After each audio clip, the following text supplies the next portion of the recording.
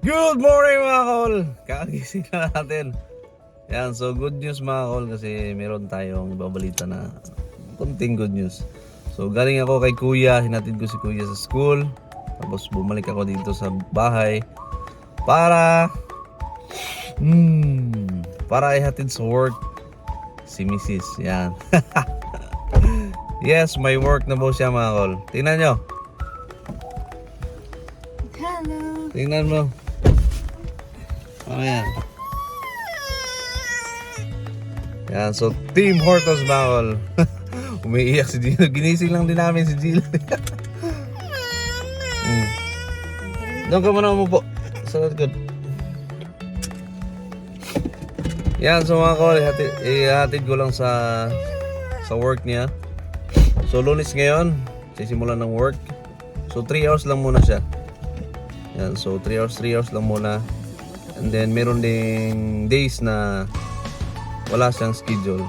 So meron din siyang weekend mga kol. Weekend, whole day siya.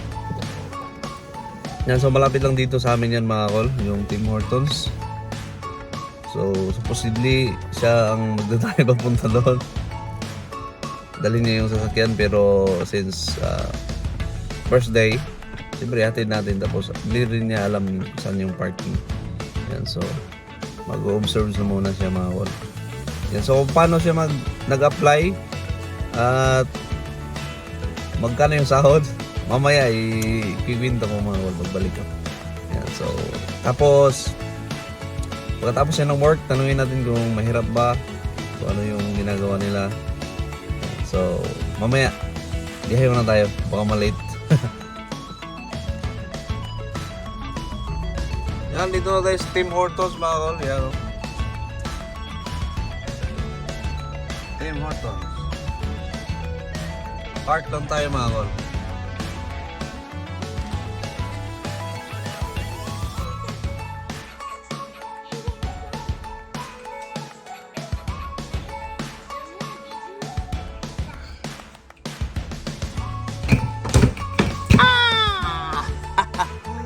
You need help?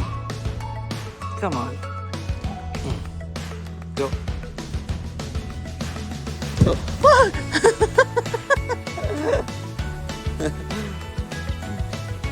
Hi. Hi. Hi. Iya.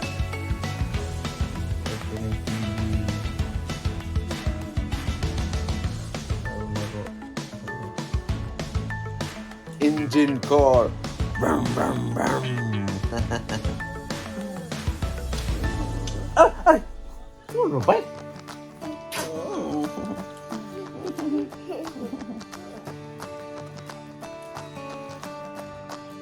At yan mga kol, nandito na kami sa bahay ni Jello. So kami lang dalawa dito nandito kasi si kuya na school, di ba?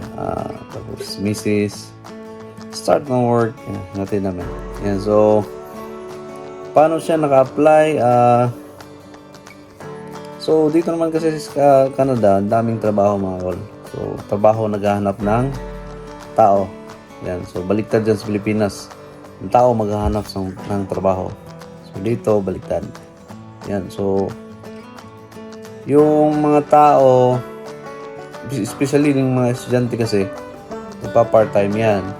So ilang oras lang, so hindi buo yung oras nila. So maraming bakanting oras sa mga ganyan, especially sa mga fast food. And so maraming oportunidad dito. So the story is yung asawa ni Brother Mison, so nagtatrabaho sa Tim Hortons. Yan, tapos ni-refer siya na magtrabaho doon. Kaya yun, ganoon lang kadali. Ni-refer siya, ma'am, may kaibigan akong gusto magtrabaho dito. Okay, ipasa mo yung yung resume or number lang ata binigay nung nung asawa ni Brother Mison, phone number ko. Yan, din tumawag, oh, this is ganyan, are you willing to work? Tapos sabi, yes.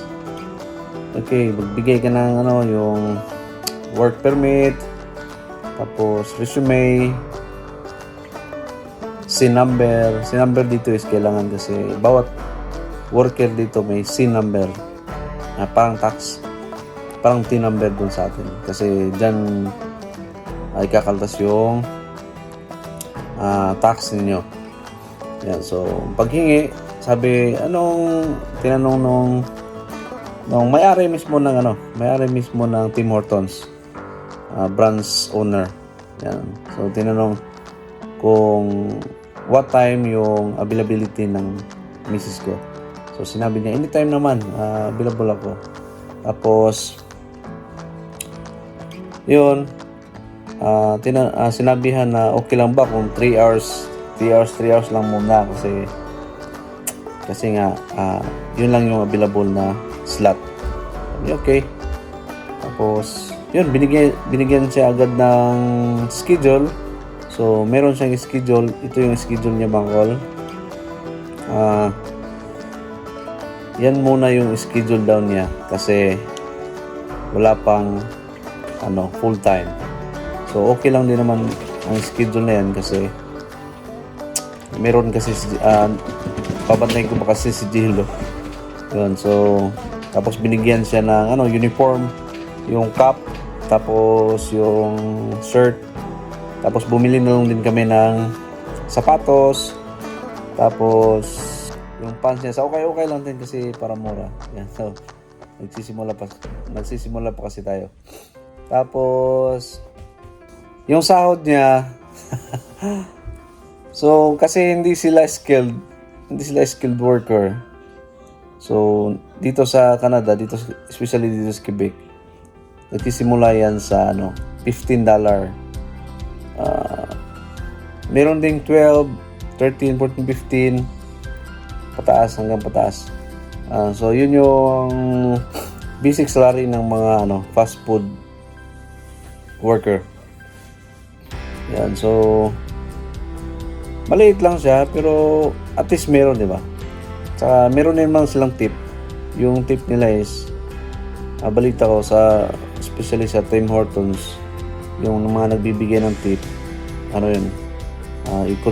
i-consolidate yun, tapos pagkatapos ng shift mo or pagkasahod is bibigay sa'yo. So equal yun sila, lahat ng mga trabahante.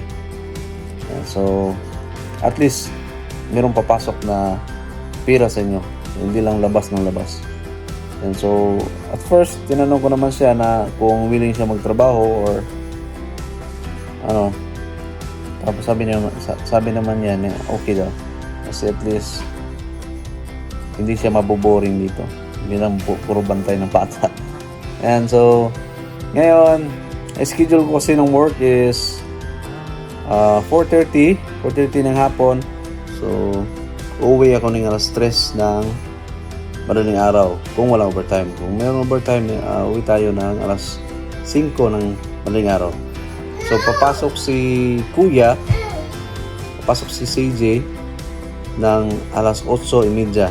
So ihatid ko na yon sa 8:30. Tapos si Mrs. papasok ng alas 9. Tapos siya ng alas 12 ng tanghali. So si Kuya, uuwi siya ng alas 4 ng hapon. Maglalakad lang siya, mga kol. For the meantime kasi wala pang winter. Tapos si Mrs. for the meantime, hinahatid ko muna siya kasi hindi pa niya alam yung parking area doon, yung mga sulok-sulok doon. Yan, so maybe bukas siya na magdadrive. So ihatid niya si Kuya sa school kasi along the way lang naman. Ihatid niya si Kuya tapos diretso na siya sa Tim Hortons.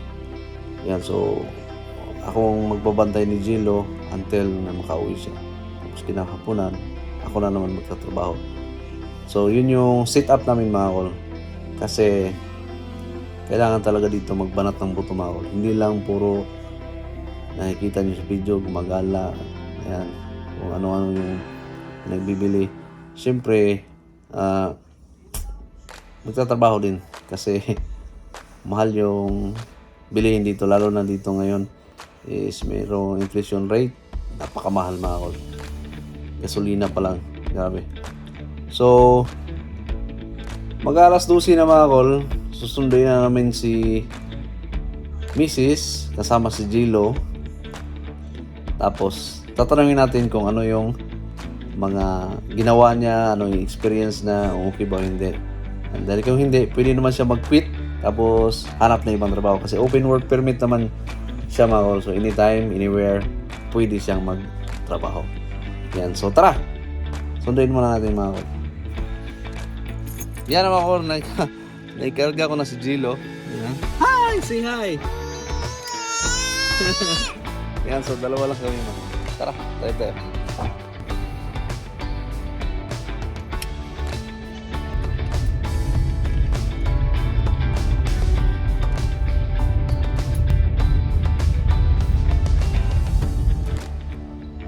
Yes, Jilo!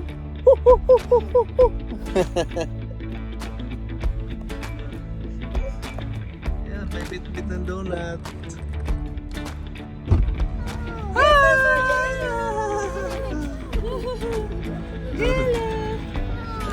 Wow!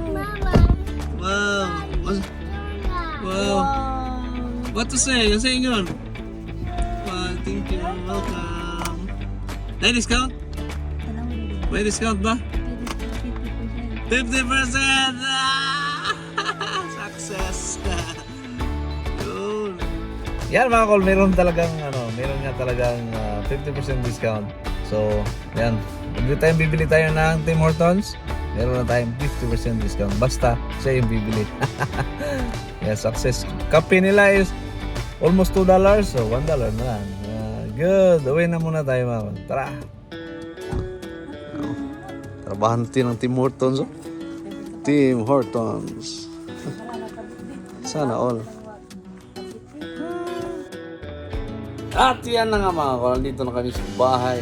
Yan. So, tatanungin natin si Mrs. kung kumusta yung trabaho, kung ano yung ginawa niya. Okay ba yung trabaho. Saka yung sahod para sa kanya. Yan. So, tara. Tanungin natin. Yan. So, mga ka-Tim Hortons. Ito na yung guest natin. Ayan, so kumusta yung trabaho? Okay lang. Anong ginawa mo doon? Lahat. Nag-bake. Yung bake, sinasalang yung mga donuts. Bigas. Tapos? Nag-check ng donuts sa labas kung kailangan i-repair. Walis, mop, wash. Round pala, round. Wala Tapos linis ng CR. No, hindi pa nalinis ng CR. 2 days So, pa lang. Darating din yung araw. Baka, Darating din yung araw na maglilinis ka ng CR. CR. So, first day niya ngayon mga kol. Yan, so medyo okay naman siguro. Nung una, saya no? Nung una, medyo kinabahan kasi unang pasok, walang training. Pasok agad, salang agad. Oh, yan dito mga kol. Pag pasok mo, kahit wala kang experience, salang ka agad. So, doon ka na matututo sa actual.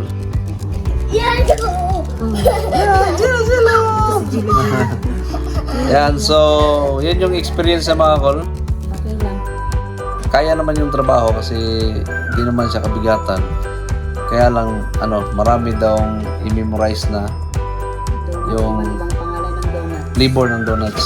So, marami. Yes. Muffin. Lahat. Tapos, nagtitimpla din kayo ng kape. Hindi. Iba yung So, natasa. more on donuts muna siya. So, darating din yung araw na kape. Nagtitimpla din yan ng kape. Yan, so far okay naman mga kol. I-observe muna natin kung hanggang ilang araw lang to mag-duty. Baka biglang mag-resign. Yan, so Relax na lang. relax. Okay lang daw, relax. Yan, so abangan natin yung sahod mga kol kung magkano. Yan, so yung sahod nila is 2 weeks. 2 weeks yung kumbaga sa Pilipinas is quincena. Yan, so abangan natin kung magkano yung sahod niya. Baka mas malaki pa yun sa akin. Yan, mag-resign na lang ako. Di para Tim Hortons. Yan, so thank you mga kol sa panonood. At Shout out sa kang Mari Christine. Salamat sa referral. ayan, so shoutout pala kay Maring Christine, Salamat. asawa ni Brother Benson. Siya yung nag-repair na papasok sa Tim Hortons. So nauna kasi si Maring Christine doon. So shoutout sa pamilya Kabili. Yan, dyan lang sa tabing bahay. Saka yung pamilya na sa sa Pilipinas. Shoutout po sa inyo. And so maraming salamat mga kol. And see you in the next video.